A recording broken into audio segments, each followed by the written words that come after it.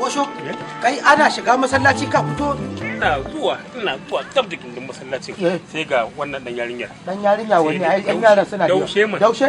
Ka burge ni. Ai ko gidan aljanna aka bude zaka shiga in ka ga makiyin ka zai shiga kai dawo ka fada ka tafi wuta. Banda aljanna. Ta zaka ce in kuka shiga dai kai shi yamma kai ka je gaba. In aljanna za ku shiga in makiyin ka ne ya shiga kai kayo kwana ka tafi wuta ba komai ba za ka ci ka ba. Kai ka san kai don a'a ya hakuri oga Kau! Sa'adai! Oga, a lafiya! Huce hu!